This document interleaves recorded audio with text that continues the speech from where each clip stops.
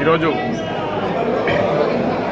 శ్రీ శ్రీ కురుమూర్తి స్వామి పేదల ఇలా వేల్పు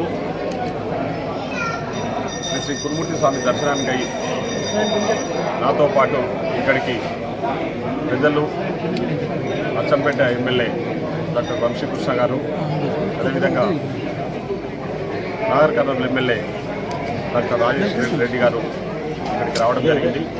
ఇప్పుడే స్వామివారిని దర్శించుకొని రావడం జరిగింది. స్వామివారిని కోరింది ఒకటే, మొన్నటి వరకు ఏదైతే అరాచక పాలన, అక్రమ పాలన ఉండేనో ప్రజలందరూ కూడా అక్రమ పాలన ఇంటికి పంపించేసి మాకు అవకాశం కల్పించారు. ఖచ్చితంగా మేము మా నాయకులు, ఈ రాష్ట్ర ముఖ్యమంత్రి శ్రీ యనమల రేవంత్ రెడ్డి గారి నాయకత్వంలో మేమందరం కూడా కలిసికట్టుగా పనిచేసి ఏవైతే మేము ప్రజలకు హామీలు ఇచ్చినామో 6 గ్యారెంటీ పథకాలు, ఆ 6 గ్యారెంటీ పథకాలలో ఆల్రెడీ 2 గ్యారెంటీ పథకాల్లో వచ్చిన 2 రోజుల్లోనే, అధికారంలోకి వచ్చిన 2 రోజుల్లోనే అమల్లోకి తీసుకురావడం జరిగింది. మిగతా పథకాలను కూడా ప్రజలకు అందిస్తామని చెప్పేసి ఆల్రెడీ మా ముఖ్యమంత్రి గారు చెప్పడం జరిగింది. మేము కూడా చెప్పినాము, రాబోయే రోజుల్లో ఆ పథకాలను అందిస్తాం.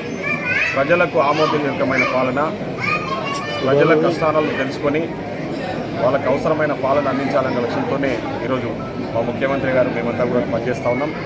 ఖచ్చితంగా తెలంగాణ ఏ ఆకాంక్షల కోసం అయితే ఏర్పడదో ఆ ఆకాంక్షలు గత ప్రభుత్వంలో నెరవేరలేదు. మేము మా అధినాయకురాలు తెలంగాణ తల్లి శ్రీమతి సోనియా గాంధీ గారి ఆశీస్సులతో ఖచ్చితంగా తెలంగాణ ఆకాంక్షల్ని నెరవేరుస్తామని చెప్పేసి కూడా ఈ సందర్భంగా తెలియజేస్తున్నాం. మా భగవంతుని కోరుతా ఉన్నది ఒకటే, తెలంగాణ ప్రజలు, ముఖ్యంగా మన ఉమ్మడి జిల్లా మహబూబ్నగర్ ప్రజలందరూ కూడా సుఖ సంతోషాలతో ఉండాలని చెప్పేసి భగవంతుని కోరడం జరిగింది.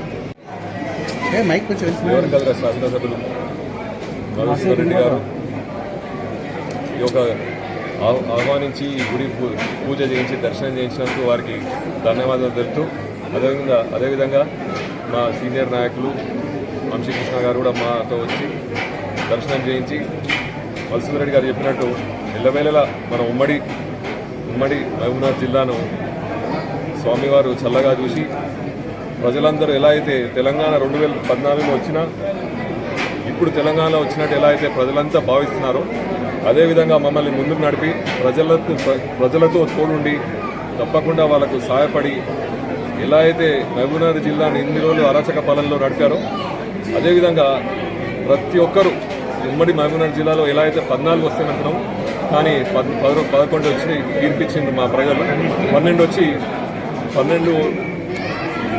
12 వచ్చినాయి కాబట్టి అంత మంచి తీర్పిచ్చిన మన మహబూబ్నగర్ జిల్లాను స్వామివారు చల్లగా చూడాలని, మేము మా పాలన కూడా తప్పకుండా ప్రజల పాలనలా ఉంటుందని కోరుకుంటూ, మా సోనియా గాంధీ గారు సరే, అదేవిధంగా రేవంత్ రెడ్డి గారు మా ఆశీస్సులతో తప్పకుండా మేము మంచి పాలన జరుపుతాం. ప్రజలంతా సంతోషంగా ఉండాలని కోరుకుంటూ, ఆ స్వామివారు మమ్మల్ని కూడా చల్లగా చూడాలని కోరుకుంటూ స్వామివారి దర్శించుకోవడం జరిగింది. పెద్దలు స్థానిక ఎమ్మెల్యే శ్రీ మధుసూదన్ రెడ్డి గారి ఆహ్వానం మేరకు నేను, నాతో పాటుగా నాగర్ కర్నూలు ఎమ్మెల్యే అయినటువంటి డాక్టర్ రాజేష్ రెడ్డి గారు, చాలా సంతోషం. ఇష్టదైవం, నేను రెగ్యులర్గా ఈ టెంపుల్కి వస్తూ ఉంటాను.